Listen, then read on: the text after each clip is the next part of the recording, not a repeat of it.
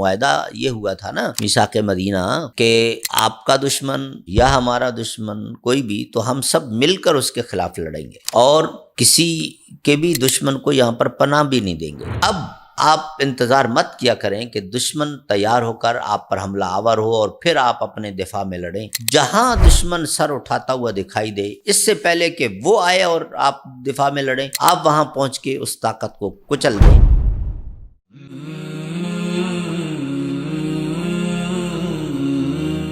الحمدللہ رب العالمین والصلاة والسلام علی سید الانبیاء والمرسلین وعلی آلہ وصحبہ اجمعین وبعد۔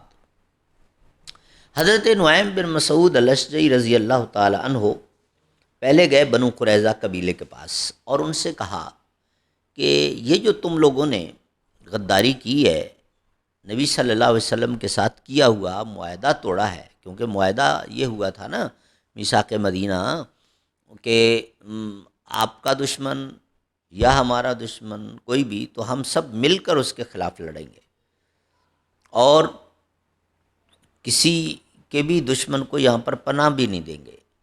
تو یہ تم نے کتنی بڑی غلطی کی۔ بنو قینقاع نے غلطی کی، مسلمانوں نے نئے نئے آئے تھے، آسرا نہیں کیا، ان کو ڈپورٹ کر دیا۔ پھر بنو نذیر نے حرکت کی، گستاخی کی، ان کو نکال دیا گیا۔ اور تم نے تو عین اس موقع پر کہ 10,000 کا لشکر بیٹھا تھا اور تم نے غداری کی، تمہیں کیسے معاف کر دیا جائے گا؟ تم نے سوچا نہیں اس کو کتنی بڑی غلطی کر رہے ہو؟ کہا واقعتاً بہت بڑی غلطی ہو گئی اور بات لیک آؤٹ ہو گئی، اب حل بتاؤ۔ تو حضرت نعیم نے فرمایا کہ ایک ہی حل مجھے سمجھ میں آتا ہے، وہ یہ ہے کہ آپ ابو سفیان جب آپ ایڈ مانگے تو اس کو کہو کہ بھائی اب رسول اللہ صلی اللہ علیہ وسلم کو پتہ چل گیا ہے کہ ہم تمہیں سپورٹ کر رہے ہیں، اب آپ لوگ تو چلے جاؤ گے، جب آپ لوگ چلے جاؤ گے تو ہمارے خلاف یقیناً ایکشن ہونا ہے۔ ہمیں کیا یقین کہ تم ہمیں سپورٹ کرنے کے لیے، ہمیں بچانے کے لیے، یا ہمارے ڈیفنس میں لڑنے کے لیے آؤ گے، لہٰذا پہلے ہمیں جو ہے یرغمال کے طور پہ یا سیکورٹی کے طور پہ اپنے کچھ بندے دو، پھر ہم تمہیں سپورٹ کریں گے۔ اچھا جی، اگر اس نے بندے دے دیے تو کہا جی اول تو وہ دے نہیں سکتا کیونکہ اس کے پاس فوجی ہیں نا، غلام تو نہیں ہے۔ غلام بندہ بیچ سکتا ہے، ہدیہ دے سکتا ہے، فوجی تو نہیں دے سکتا۔ تو کہا اگر دے دیے تو تم ایسا کرنا کہ نبی صلی اللہ علیہ وسلم کی خدمت میں پیش کرنا کہ جی ہم سے وہ غلطی ہو گئی، ہم معافی چاہتے ہیں، اور یہ دیکھیں ان کے فوجی ہم پکڑ پکڑ کے اس بہانے سے آپ کے پاس قیدی کے طور پہ پیش کر رہے ہیں، شاید اس طرح آپ کو معافی مل جائے۔ کہا ٹھیک ہے۔ ادھر سے اٹھے اور گئے سیدھا ابو سفیان کے پاس کہ بنو قریظہ نے یہ جو نبی صلی اللہ علیہ وسلم کے ساتھ کیا ہوا معاہدہ توڑا ہے اور آپ کو سپورٹ کر رہے ہیں، اس پر اب وہ نادم ہیں، اور اب انہوں نے یہ فیصلہ کیا ہے کہ تمہیں اس وقت تک سپورٹ نہیں کریں گے جب تک کہ تم سے کچھ بندے لے کر رسول اللہ صلی اللہ علیہ وسلم کے ہاں پیش کر کے اپنی معافی تلافی نہ کروا لیں۔ کہا یہ کیسے ہو سکتا ہے؟ انہوں نے بڑا پکا وعدہ کیا ہوا ہے۔ کہا تمہارے ساتھ وعدہ کیا تو تم سے پہلے نبی صلی اللہ علیہ وسلم کے ساتھ بھی تو انہوں نے وعدہ کیا ہوا ہے، وہ وعدہ توڑا تو یہ بھی توڑ رہے ہیں، وہ چیک کر لو۔ اچھا، ابو سفیان نے پیغام بھیجا کہ بھئی سامان ختم ہو رہا ہے، آپ لوگ، کیونکہ 10,000 کا لشکر تھا نا، انسان 10,000، پھر اونٹ گھوڑے، تو ان کا چارہ پانی کتنا ساتھ لائے ہوں گے، آخر ختم ہونا تھا، بھیجو۔ تو ان کی طرف سے جواب آیا کہ جی اتنے بندے ہمیں پہلے جو ہے دو، اس کے بعد ہم تمہیں دیں گے۔ تو ابو سفیان اب کیسے دے سکتا تھا، وہ تو فوجی تھے اس کے پاس۔ کہنے لگا یہ تو اس کا مطلب یہ ہے کہ انہوں نے، اب نعیم نے تو صحیح کہا ہے، کیسے دے سکتا ہوں؟ اب انہوں نے ہمارے ساتھ بھی وعدہ خلافی کر دی، غداری کر دی۔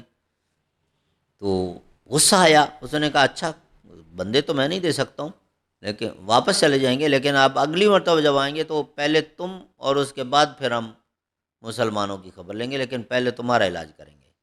تو بنو قریظہ کے ساتھ وہی ہوا کہ نہ خدا ہی ملا نہ وصال صنم۔ ابو سفیان تو اس طریقے سے اپنا لشکر لے کر واپس چلا گیا۔ رسول کریم صلی اللہ علیہ وسلم نے جب دیکھا کہ وہ واپس آ رہے، آپ صلی اللہ علیہ وسلم بھی وہاں سے واپس مدینہ منورہ آئے، اور اللہ تعالیٰ کے حکم پر پھر آپ صلی اللہ علیہ وسلم نے بنو قریظہ قبیلے جنہوں نے غداری کی تھی ان کا محاصرہ کروایا، اور اس کے بعد as per divine instructions in کو جو سزا دی گئی وہ ایک ڈیٹیل ہے، میں اس میں نہیں جا سکتا ہوں، اتنا ٹائم ہمارے پاس نہیں ہے۔